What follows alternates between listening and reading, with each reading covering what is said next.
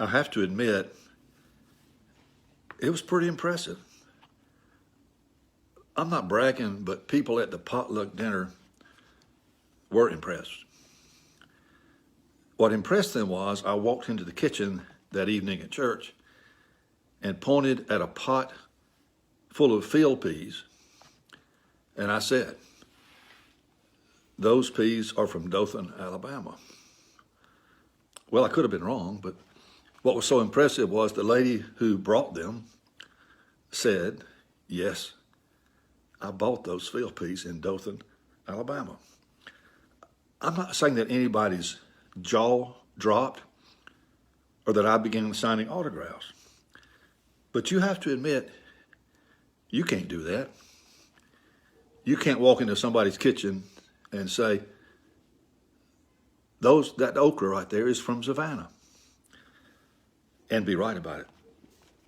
Okay, how did I know that those field peas were from Dothan, Alabama? Well, that's where I grew up, and we ate them all the time, and I've never eaten them anywhere else. I don't know if they're not grown anywhere else. I don't know that. All I know is I know them when I see them. They just happen to be the best peas on the planet. Are you listening, Brian Edwards? And I thought I would never, ever eat them again. You see, since Dad died years ago, my older brother died, and my mom has moved away, I don't have any family in Dothan. And so I only go there kind of passing through, going to Florida, maybe to see the cemetery, see a friend or something. And so I thought I had eaten my very last Dothan field pea. Can we observe a moment of silence? So eating Dothan field peas took me on a journey in my mind back to when I was a kid.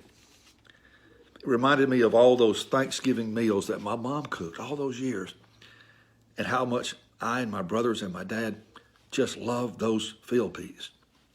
It took me back to, Turkey Day, football games in the front yard. So eating field peas kind of made me a kid again and took me back on a journey in my memory back to those wonderful days. It made me thankful that I am the person I am today, in large part because of the environment in which I grew up. Wonderful parents and good brothers and great neighbors and friends, good church, all those things contributed to being the person I am today. The field peas may have nourished my body, but all those other things nourished my soul. As one writer put it, who you are is who you were. We're products to some degree, for better or worse, of our environment and the people and things that nourished us. Of course, we don't want to dwell too much on that. If we dwell too much on the past, then the past becomes an excuse for what we have not become. We should also move off the past because hopefully we've all changed some. So I grew up in South Alabama in the late 60s. Do you think I was around racism? Yeah. I heard it a lot. I saw it a lot. I didn't see hatred, but I saw a lot of racism. And the truth is, some of that got inside me. I'm not proud of that, but it works its way into your heart, into your mind. And so I'm real proud to say that today I'm not that person. I've matured, I've grown, I've had to work hard to learn to love everybody, to want peace for everybody, to want justice for everybody. So I'm not the person that I was. I certainly don't look the same.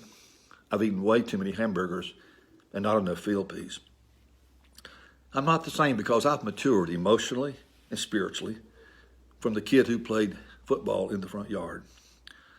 I'm a grown-up now, and I know that the Apostle Paul was right when he said in 1 Corinthians 13, when I was a child, I spoke like a child, I thought like a child, I reasoned like a child.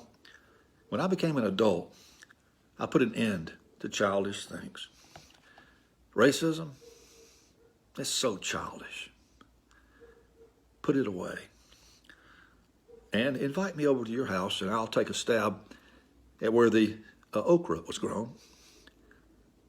And I'd love to tell you some stories about a little kid who loved field peas.